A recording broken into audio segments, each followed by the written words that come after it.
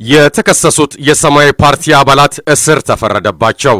መንግስት በጠራው ሰላማዊ ሰልፍ ላይ ሁከት ፈጥረዋል ተብሎ ክስ የተመሰረተባቸው የሰማያዊ ፓርቲ አባላት በሁለት ወራት እስራት እንዲቀጡ የፌዴራል የመጀመሪያ ደረጃ ፍርድ ቤት ቂርቆስ ምድብ ችሎት ሰኔ 15 ቀን 2007 ዓ.ም ፍርድ ሰጥቷል። በሊቢያ አይኤስ የተባለው ቡድን በኢትዮጵያውያን ላይ የፈጸመውን አሰቃቂ ግድያ ለማውገዝ መንግስት ሚያዝያ 14 ቀን 2007 ዓ.ም በመስቀል አደባባይ በጠራው ሰላማዊ ሰልፍ ላይ ረብሻ በመፍጠር በመሳደብና ድንጋይ በመወርወር ሰላማዊ ሰልፉን አውከዋል ተብሎ የተከሰሱት የሰማያዊ ፓርቲ አባላት ወይንሸት ሞላ፣ ኤርሚያስ ጸጋዬ፣ ዳንኤል ተስፋዬና ቤተልሔም አካለ ወርቅ መሆናቸው ይታወሳል። ፍርድ ቤቱ ተከሳሾቹ የቀረባቸውን ክስ ሊከላከሉ እንዳልቻሉ ገልጾ ጥፋተኛ ካላቸው በኋላ የቅጣት አስተያየት ጠይቋል።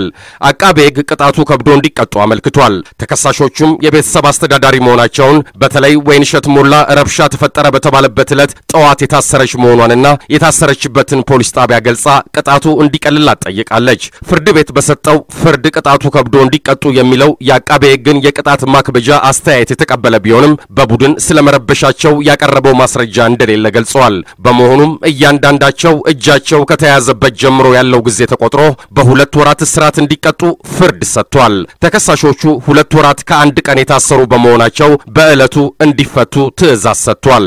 ፍርደኞቹ የማስፈቻ ትዕዛዝ ተዘጋጅቶላቸው ከማረሚያ ቤት የተፈቱት ሰኔ 16 ቀን 2007 ዓ.ም ቢሆንም ከማረሚያ ቤት ሲወጡ ተይዘው በጸጥታ ኃይሎች ወደ ፖሊስ ጣቢያ መወሰዳቸውን ሰማያዊ ፓርቲ አስታውቋል።